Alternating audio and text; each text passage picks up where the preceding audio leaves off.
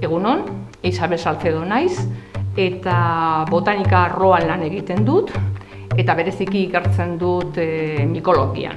Eta gaur bi historia ekarri ditut. Alde batetik, lore buruzko informazio edo historiotxoa, eta gero ikusiko dugun bezala, perretxikoi buruzko informazio bat. Hasiko naiz lorekin. Hemen ikusten duzuten bezala, lehenengo gauza, loreak dira, hori ezagutzen duzu, esan beharra dago landare mundua zabala dela, eta landare asko lore gabekoak dirala, eta beraien ugalbideak bideratu dituztela, baina loredun landare izenarekin ezagutzen ditugunak, beraien etorkizuna zentratu dute bilakatzen loreak, interakzioak edo elkarrekintzak bilakatzen intsektuekin, polenestapena ziurtatzeko eta neurri batean gero haziak eta fruituak gara daitezen. Bi lore eredu ekarri ditut, bata primitiboagoa konsideratzen dana, ikusten duzuten bezala, petaloak lorearen kanpoaldean garatzen diren koloredun egiturak, irekiak dira, bata bestearekiko independenteak dira, hemen polenalea eramango dituzten estaminak ugari ditugu, eta erdian ginezeoa deitzen dana, eta gero ikusiko aipatuko dudan bezala, gero polenestapena eta gero haziak eta fruitu bihurtuko direnak.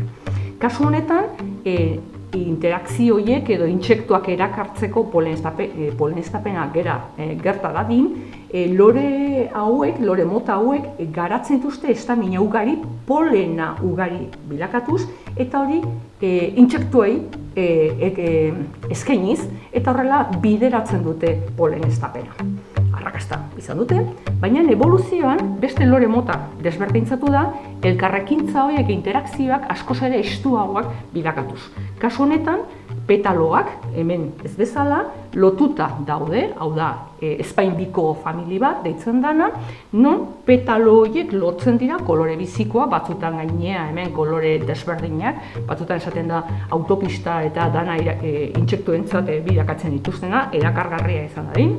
Hemen kolorea dela eta erakartzen dute, baina hemen eskaintza ez da izango hainbeste polena bera, ikusten duzute, kopurua desberdina da, murriztu da, kasu honetan eskaintzen duena landareak izango dira nektarra, zukratua den sustantzia, eta intsektua horien bila barneratzen da, egitura hauetatik barneratzen da, eta ondoren estaminak katapultatuak izaten dira, eta polenalea intsektuen zorbaldan atxikitzen da. Horrela, lore batetik bestea mugitzen denean, polenestapena gertatuko delarik.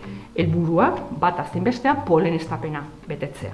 Ikusten ditugunean, beraz, hemendik aurrera ikusten ditugunean lorean, zerbait gehiago ikusi behar dugu, ez bakarrik kolore politak eta baizik eta atzetik dauden bideak, koevoluzioak, interakzioak beste organismoekin. Hau, ezaguna bada, oraintxe bertan aurkeztuko dizuet, hain ezaguna ez diren beste errelazio batzuk. Egia da, ez da bereziki familia hauekin, landare familia hauekin, baina bai gure basoetako zenbait zugaitzekin. Hemen ditugu bi onjo, jende askorentzat ezaguna dana, onjo txurila, boletuz bat, eta hemen xixa horila, kantare luzak, eta hauek makromizeto izenarekin ezagutzen dira. Hau, guk ezagutzen dugu, baina onjo hauek lurrazpian bere gorputza, mizelio izenarekin ezagutzen dana, lotzen da hainbat basoetako hainbat zugaitzen sustraiekin.